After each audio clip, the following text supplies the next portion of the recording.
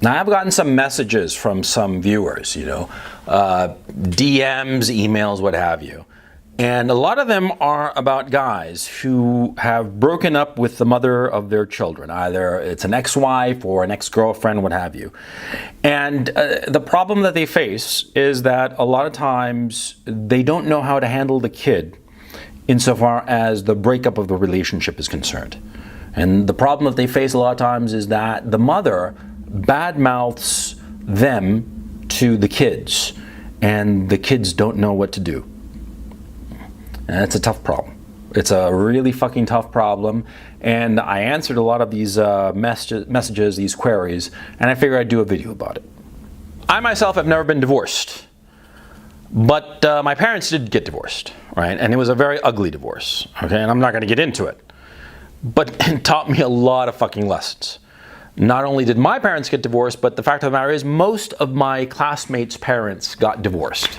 Okay, and so I mean, shit. When I was in middle school, I remember that pretty much a week didn't go by when we didn't hear that this kid's parents or that kid's parents didn't split up. Yeah, so I have quite a bit of experience as an observer, as a kid in the situation. And well, these are my thoughts. If you're the father, right? And presumably your kid is likely living with your ex-wife, and your ex-wife is talking shit about you. Let's take that as the baseline, okay? The baseline situation, because it's so common. The divorce laws today are incredibly unfair. They prioritize the woman, but we're not going to complain about that. We're just going to be looking at this baseline scenario. An ex-wife, a kid, and let's assume that the kid is, single digits, under the age of 10, okay? Okay, so the mother is going to badmouth you and say all kinds of nasty shit about you in front of the kid. And of course, this is going to hurt the kid's feelings, okay? Now, the thing that you want to avoid is doing the same as what your ex-wife is doing. Never badmouth the ex. Never. See, because you have to understand the position that the kid is in, okay? The kid, the child, the 5, 7, 9-year-old child is completely dependent on his mother, his or her mother. The child is completely dependent on the mother, and so he doesn't want to hear bad things about her because he's going to naturally defend her. It's perfectly normal. The woman can be awful. I mean, she could be just the female equivalent of Attila the Hun, for crying out loud. But the kid is always going to defend her because she's his mother. Simple as that. So you don't badmouth the ex. No, you do something smart. You start showing the mother through your eyes. Now, what do I mean by that? Well, it's very simple. You see, you start asking the kid if certain behaviors that the mother is doing are normal in the eyes of the kid. Huh? The mother has some ridiculous condition for you to visit with the kid, right? It doesn't really matter what it is. But you start asking the kid when you have a moment of privacy with you and the kid, and you're asking me, do you think that this is okay or this is normal? And you don't push the kid into thinking a certain way about the situation. Rather, you draw out the response from the kid. You try to help the kid to see the reality from your point of view. You don't say, oh, this fucking bitch and blah, blah, blah. No, that's going to hurt your cause, right? No, hearts and minds. Hearts and minds. You want to have the kid see reality from your point of view and agree with you by way of empathy, not of argumentation. Not arguing and saying, oh, this woman is an awful woman for this, that, and the other reason. That's not going to work with the kid. You got to put the kid in your shoes. Make the kid see how unfair the situation is. That is how you start to get the kid on your side, but without antagonizing the kid, without shitting on the mother. Because you never shit on the mother. Because it doesn't work. Because the kid loves his mother. So you get the kid to see reality from your point of view. You get the kid to say, yes, this is unfair. That's how you win. You start to do that. Now, when the mother starts saying awful things about you to the kid, and you know, you're going to know this, and the kid is going to be very reticent about it, what do you do then? You laugh about it. Yeah. You say to the kid, okay, what's mommy saying now about daddy? That I eat babies, for breakfast or something like that. I mean, make a joke of it. Make a joke and have the kid laughing as the kid confesses the awful things that the mother is saying about the father. Because keep in mind something, when a mother says nasty things about the father, it's going to bother the kid very, very much. It's going to bother the kid, and he's not going to know what to do with these emotions, right? And since the mother is going to be shit-talking you, all kinds of shit talk about you, and the kid is going to have all this, resentment, but he can't take it out on the mother because he depends on the mother.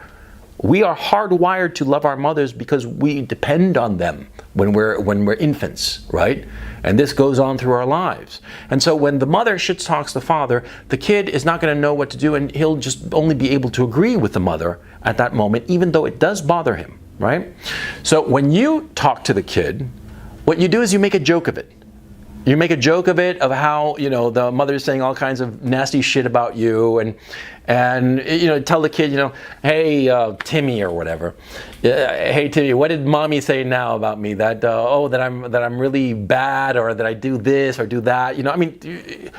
Say the things that you figure that the ex-wife is actually saying about you. Okay, so that the kid knows that you already know. Because, you know your ex, and you know the shit that she's going to talk about you.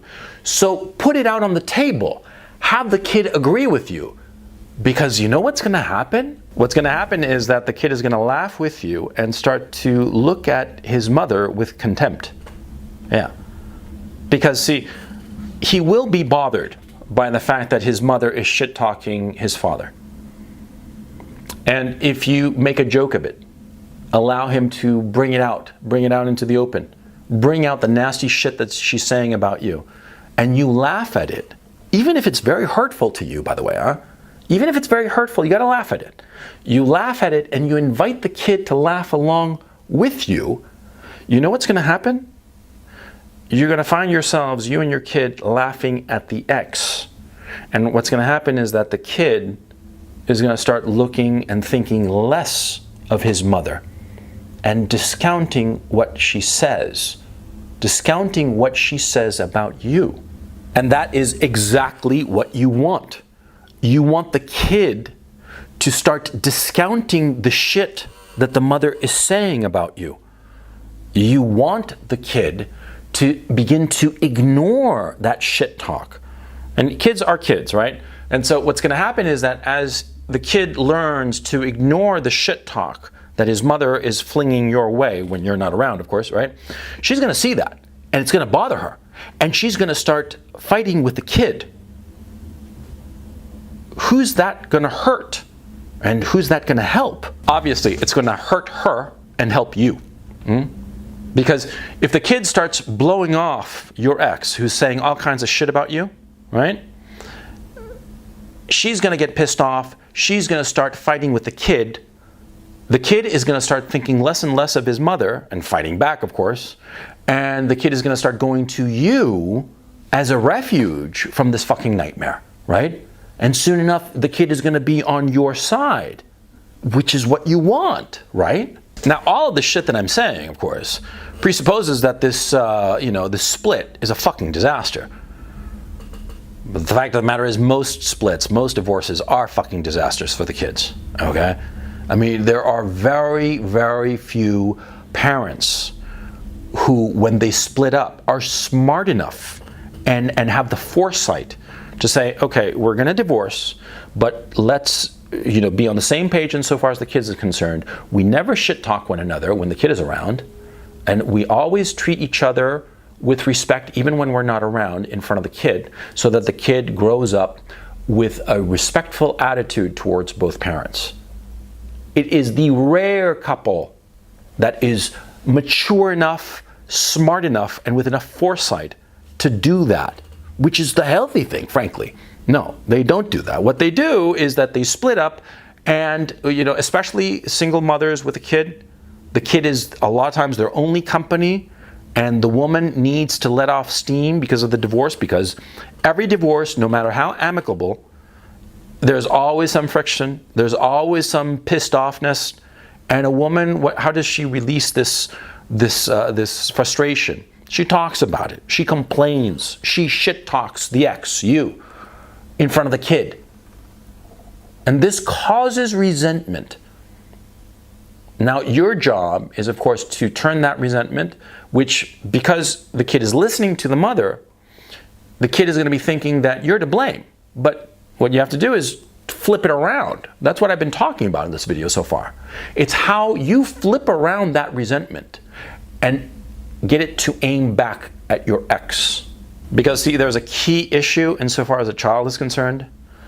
A child is always going to be wondering, why is it that my happy family is gone? It's an ache that every child of divorce has. He's always going to be thinking, how come we were happy? Okay, there were problems, but we were basically happy. How come that's gone? Who's to blame? There has to be somebody to blame. Okay? The kid will always want to find somebody to blame. And initially, because of the shit talk from the ex-wife, the kid is going to think that you're to blame. But if you turn it around, have the kid see things from your point of view, laugh about how she shit talks you, get him on your side, then that desire for blame, that resentment, well, it'll be off of you and onto the ex-wife. It's an ugly situation. I mean, every divorce is horrible. Every single divorce. And it's so destructive to everybody involved. And for the life of me, I still do not understand why our society, our culture, thinks that it's such a great idea for people to get divorced. It's bad for both parents economically. It's bad for the state economically. A lot of times the state has to bail out the single mother.